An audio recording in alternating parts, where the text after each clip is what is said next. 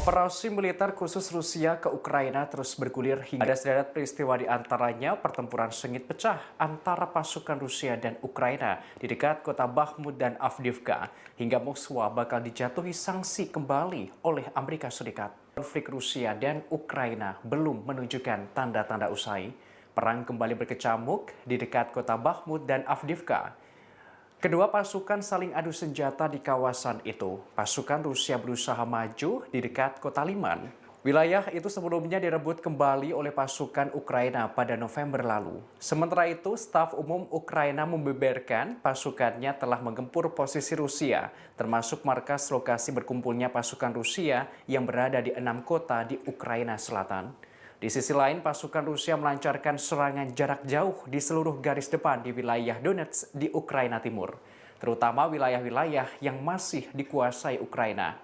Dalam hari ke-289 ini pula, sekutu Ukraina, Amerika Serikat kembali berencana menjatuhkan sanksi ke Rusia.